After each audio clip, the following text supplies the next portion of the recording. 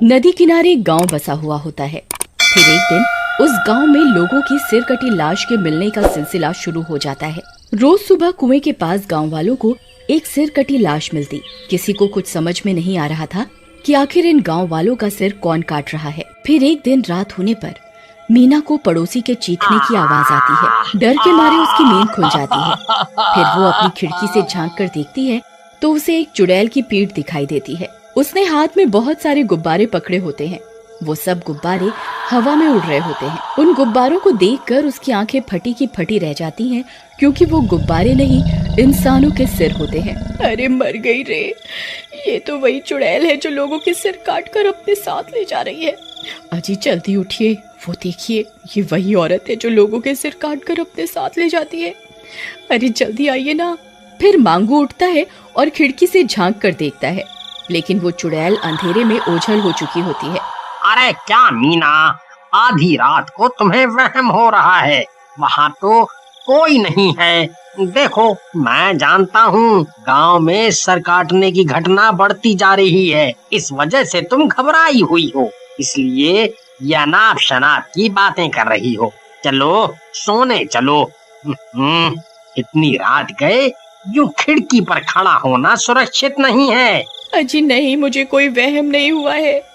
मैंने अपनी आंखों से देखा था, ये वही चुड़ैल है जो लोगों के सिर काट रही है। फिर अगले दिन सुबह होने पर सब गांव वाले बरगद के पेड़ के नीचे इकट्ठा होते हैं। वो मीना सब गांव वालों को उस चुड़ैल के बारे में बताती है। फिर सब गांव वाले मीना की बताई हुई जगह पर जाते हैं जहां उसने रात को चुड़ैल को देखा था। वहां पहुंचकर उनकी आंखें फटी की फटी रह जाती हैं। वो उन्हें खून की बूंदें और चुड़ैल के उल्टे पैरों के निशान मिलते हैं। अरे बाप रे, लगता है मीना सही कह रही थी। देखो भाइयों, ये उल्टे पैरों के निशान किसी आम इंसान के नहीं है, ये जरूर चुड़ैल के ही हैं। देखो भाइयों, ये बात तो पक्की है कि हमारे गांव पर अब एक चुड़ैल का साया है।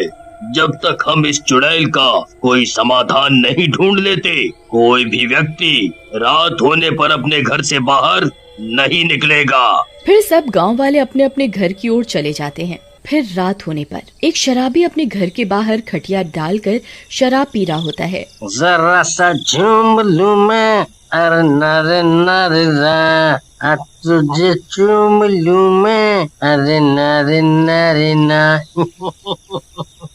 आज तो मजा ही मजा आ रहा है। क्या ठंडी ठंडी हवा चल रही है। अरे नास मिटे, घर के अंदर बैठकर पी ले। भूल गया क्या सुबह सरपंच जी ने क्या कहा था? गांव में सिर काटने वाली चुड़ैल घूम रही है। रात बहुत हो गई है, कहीं वो आ गई तो तुम्हारी शामत आ जाएगी। अरे चल भाग यहाँ से, मेरा सारा नशा ही उतार दिया। मैं किसी चुड़ैल वुड़ैल से नहीं डरता।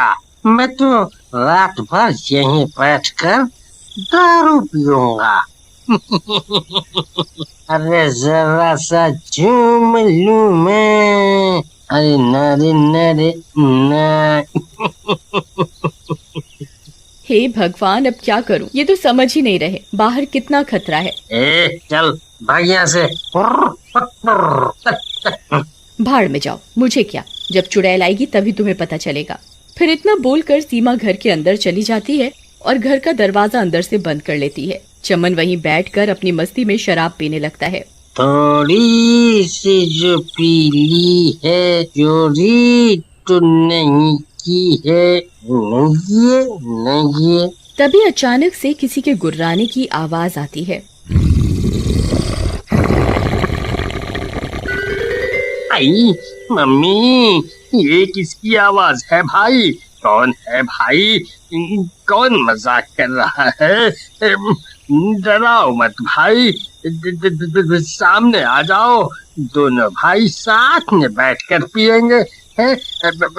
आ जाओ, सामने आ जाओ। तभी वो चुड़ैल हाथ में लोगों के कटे सिर लेकर उसके सामने आ जाती है। आई मम्मी, ये तो सच में सर काटने वाली चुड़ैल है। ये तो सच में आ गई। अरे नाश मिट्टी चुड़ैल, ये लोगों के सिर को गुब्बारे समझकर कहाँ घूमती फिर रही है, हैं? अब क्या करूं? क्या करूं? अरे दरवाजा खोल, देख तेरी अम्मा सच में आ गई। अरे दरवाजा खोल, अरे खोल दे।